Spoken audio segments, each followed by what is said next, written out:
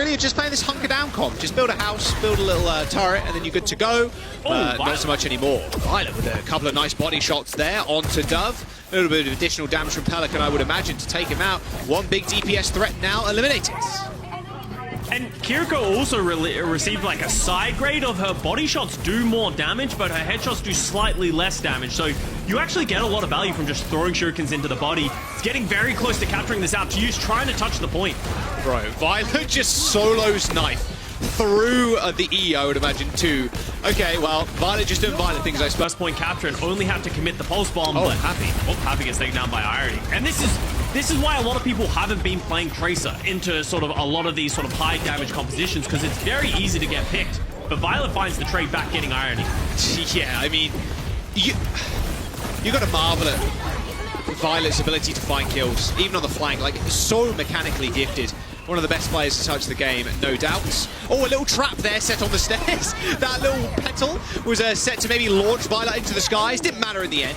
Shooters end up falling here, Scott, but Viol2t is just still on its head. If he gets another kill, this will just be ridiculous. Like, Rakattack is healing him up, throws Suzu at his feet, still willing to trade. Oh, really thought he could hit that.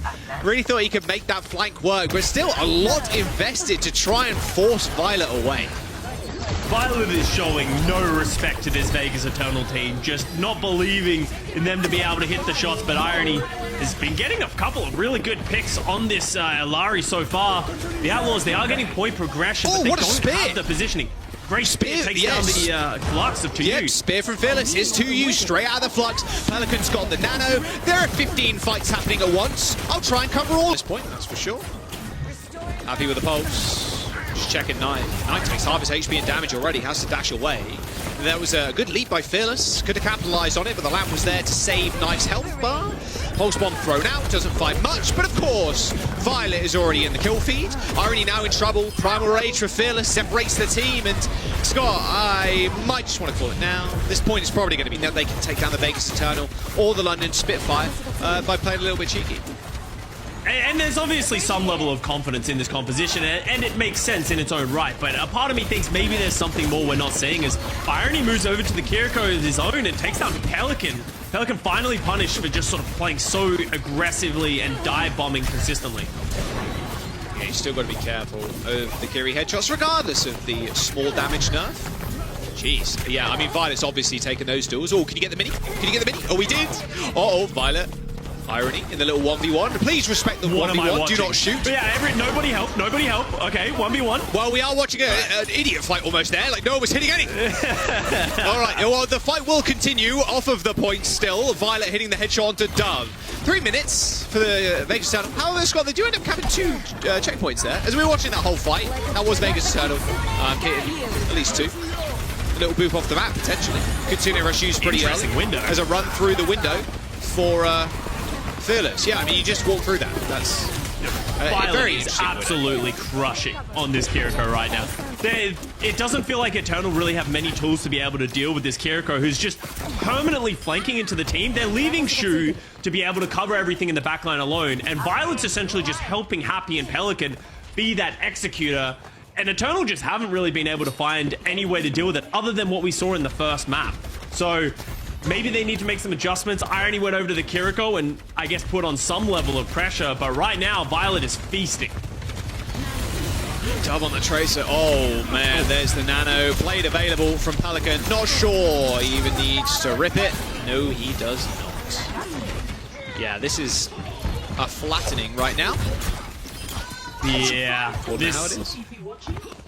it was always going to be harder, you know, Eternal having to make so many swaps. There was a little bit of hope that all of us had that, like, maybe this would be a meta where, you know, a lot of the new additions, Knife, Irony, and Toyou would feel a lot more comfortable than having to play this, like, coordinated Winston Tracer Sombra. But right now, regardless of how much they might have made improvements, this could be a good meta for them. Outlaws just proven they're one step better. God. Viol2t is putting on so much. He forced a recall a second ago. He forced a Suzu on his own. He's 2v1ing a lot of the time. He is just such a scary player. Yeah, 5% away, right? Kitsune Rush though. Oh, it's too late. I've made my choice and it was the wrong one. Rest in peace. It's always when it's flying by you, you start jumping the other way, and then you realize it's flew past you into where you've decided to jump. As Real rough. Doesn't even matter for the Outlaws. They just go aggressively with the Kitsune Rush, use that advantage to sort of fill in the hole of being one player down and just eviscerate the Eternal. Yeah, I mean, how close? It's Shu. Is that Suzu? I think that was a recall by Knife. Yes, I believe it Viol2t was. is just every ranked Kiriko ever. Yeah, he's just playing in the back line. Overclock, pulled from Dove. A trade there in the favor of the Outlaws. Oh man, that was an overclock and a window, Scott, so yeah. You got the Kiriko, you got the Winston, you got the Genji, you got the Tracer. They're just circling and sort of hounding Eternal into the castle. Kitsune Rush from Irony, I think, to go up the castle, finally taking out Shu. Well, Viol2t's back to his old ways, just on the flank still. He's doing a little bit of healing, don't worry guys. He is healing. He dragged Shu back to the high ground. Oh, it's pain, man. Well, there's Fearless in the back. He's been pushed away. Good nade from Shu. It was instantly cleansed, but Viol2t's back. Was that a yawn from Fearless? All right. I think that was a yawn. It didn't look like a yell. It looked like a yawn. Come on, Fearless, man. Oh, dear. Well, there's 5 seconds to go. And Viol2t's in the spawn. Oh, well, that is just, as you said, Jack, an absolute flattening here from the Outlaws, looking to be in prime form, regardless of what composition they play. We are going over to Flashpoint as our next map. So I'd imagine we're seeing a couple of changes here in terms of compositions, but now they do end up facing the London Spitfire a little bit later on, and, you know, any kind of win here for the Houston Outlaws is a good win. If you can make it a 3-0-2, if there's ever a time where map differential makes a difference, then hey. Houston Outlaws with a 2-0 right now over the Vegas Eternal. It's like they're playing a Demir control deck, Scott. Vegas Eternal getting nothing done right now. Too many counters from the Houston Outlaws currently. And this is one of them right now. Viol2t just perma-flanking on Kiriko. I don't know if you can call this a counter. This just feels like an excessive amounts of confidence coming out of Viol2t. And we know how, like, and it's almost been lauded coming into this meta of, like, how flexible the support lineup of the Houston Outlaws is.